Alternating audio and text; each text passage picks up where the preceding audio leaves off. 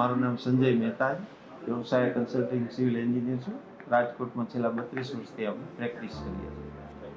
Sir, આપનું બાળક અહીંયા ભણે છે મોલી, અને તો આપણે કોલેજ કેમ્પસ છે અને અમે લર્નિંગ બાય ડુઈંગનો એક કોન્સેપ્ટ અમારી કોલેજમાં ચાલે છે, તો એના વિશે આપનું શું ઓપિનિયન છે?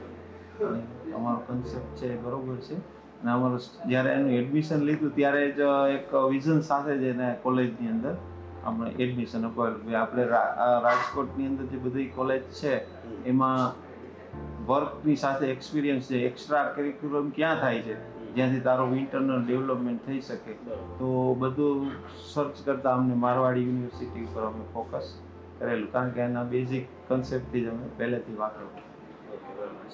હવે આપણે છે ને અભ્યાસ એકેડેમિક્સની પણ એક્ટિવિટી થતી હોય છે, પણ એની સાથે સાથે આપણે એકેડેમિક સિવાયની પણ એક્ટિવિટી થતી હોય છે, તો એની અંદર મૌલિકનું ઇન્વોલ્વમેન્ટ કેટલું છે અને શું એનું ડેવલપમેન્ટ તમને દેખાય છે?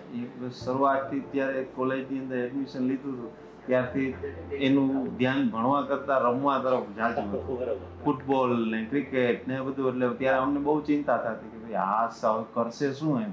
પણ જ્યારે અમે એક આ માઇન્ડસેટ સાથે કોલેજની અંદર જ્યારે એડમિશન લેવડાવ્યું ત્યાર પછી ધીમે ધીમે દરેકની સાથે સંપર્કમાં આવતો ગયો અને કરતો ગયો. પછી સ્ટાર્ટઅપ પ્રોજેક્ટની અંદર ને એની અંદર અત્યારે ઇન્વોલ્વમેન્ટ લેવા માંડ્યું. ધીમે ધીમે એનું પોતાનું એક્સ્ટ્રા ડેવલપમેન્ટ એને ઘણું વધારે કર્યું. અત્યારે સ્ટાર્ટઅપ પ્રોગ્રામની અંદર એ પણ ઘણો આગળ વધી ચૂક્યો છે, એટલે એનાથી એમને પૂરો સંતોષ થયો. એક્સ્ટ્રા કરિક્યુલમમાં પણ એ ઘણો આગળ નીકળી ગયો.